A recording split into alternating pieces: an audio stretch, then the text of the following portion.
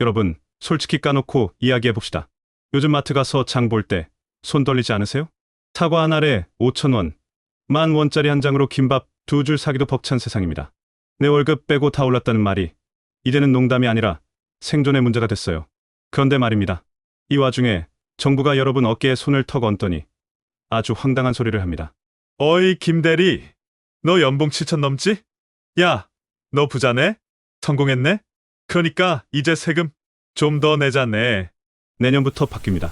여러분이 사랑했던 우리 엄마 아빠가 야, 은행 가지 말고 저기 농협이나 신협타라고 했던 그 비과세 혜택, 그게 사실상 사망 선고를 받았습니다.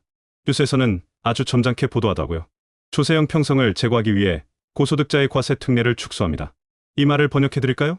나라 곳간이 비어서 돈이 필요한데 재벌들한테 닿기는 좀 그렇고 만만한 월급쟁이 너희들 주머니 좀 털어야겠다. 이겁니다. 오늘 영상 좀 맵습니다. 단순히 예금 가입하세요. 같은 뻔한 소리 안 합니다. 정부가 왜 지금 이 카드를 꺼내는지, 그 뒤에 숨겨진 부동산 PF 폭탄은 무엇인지, 그리고 12월 31일이 지나기 전에 당신이 해야 할 진짜 행동이 뭔지 끝까지 보시면 내년 대한민국 경제가 어떻게 돌아갈지 소름 끼치게 보이실 겁니다. 지금부터 여러분의 돈을 지키는 전투를 시작합니다. 자, 팩트 체크 들어갑니다.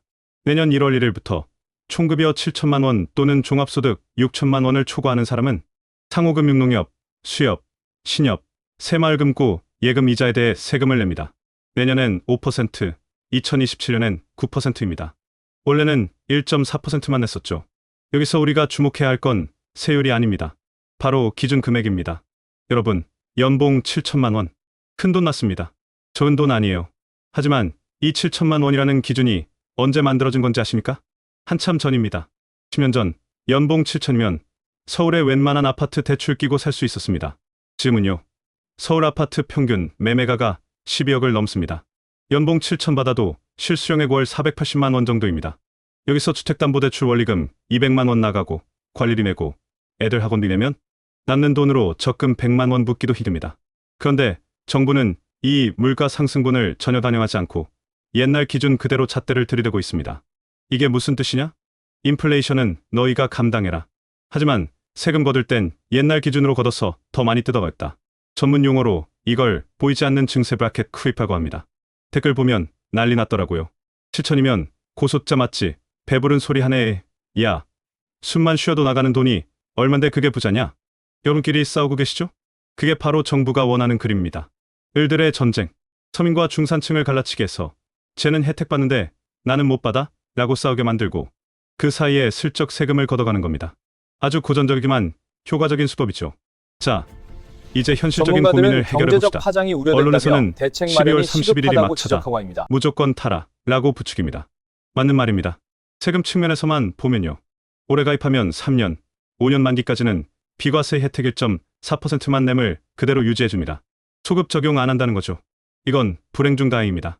예를 들어 3천만 원을 4% 금리로 넣었다고 칩시다. 일반 은행 15.4% 과세이면 이자가 101만 원인데 상호금융 비과세 1.4% 과세면 118만 원입니다. 앉은 자리에서 17만 원. 신이 8마리입니다. 무조건 이득이죠. 만. 여기엔 치명적인 독이 발려있을 수 있습니다. 여러분, 부동산 PF 프루트 파이낸싱 이야기 지겹게 들으셨죠? 건설사들이 건물 짓겠다고 돈 빌려간 거 지금 못 갚고 자빠지고 있습니다. 이 돈을 누가 제일 많이 빌려줬을까요? 네. 덩치 큰 시중은행은 일찌감치 발 뺐고 수익률에 목마른 저축은행, 새마을금고, 신협 등 이금융권이 많이 들어왔습니다. 지금 높은 금리를 준다는 건 역으로 말하면 우리가 그만큼 돈이 급해요는 비명일 수도 있습니다. 고금리의 유혹에 눈이 멀어 재무 건전성 엉망인 조합에 내 피 같은 3천만 원을 넣는다. 그건 투자가 아니라 도박입니다. 러시안 룰렛이라고요. 그래서 제가 딱 정리해드립니다. 다 적으세요. 나는 야수의 심장이다. 세금 혜택 못 참는다. 12월 31일 전에 가입하세요. 무조건. 단. 절대 원칙 5천만 원 예금자 보호 한도? 믿지 마세요. 이자가 붙어서 5천만 원이 넘어가면 그 초과분은 보호 안 됩니다. 그러니까 원금은 4,500만 원까지만 넣으세요. 그리고 제일 중요한 거. 법인별로 쪼개세요. 우리 동네 새마을금고랑 옆 동네 새마을금고는 엄연히 다른 회사입니다. 각각 4,500씩 쪼개 넣으면 둘 다 망해도 둘 다 보호받습니다. 나는 쫄보다. 원금 잃으면 잠 못 잔다. 쳐다보지 마세요. 7만 원 더 벌려다가 스트레스로 병원비가 더 나옵니다. 그냥 1금융권, 파킹 통장이나 국채 투자하세요. 마음의 평화가 최고의 수익률입니다. 그리고 꿀팁 하나 더 드립니다. 가입하실 때 직원한테 물어보세요. 여기 연체율 얼마예요? 머뭇거리거나 저희는 괜찮아요 하고 얼버무리면 뒤도 돌아보지 말고 나오세요. 수치로 당당하게 저희 연체율 1%대입니다 라고 말하는 곳만 가세요. 경영공시 수시, 공시 확인은 필수입니다. 이번 비과세 축소, 이게 끝일까요?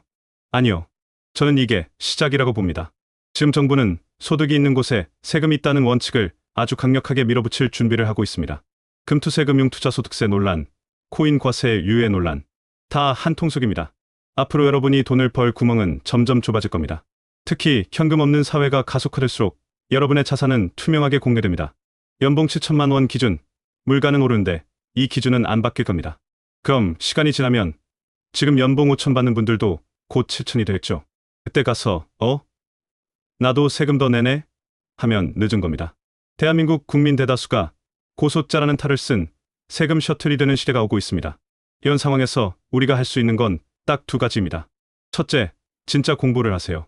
예적금, 금리 0.1% 따지는 건 하수입니다.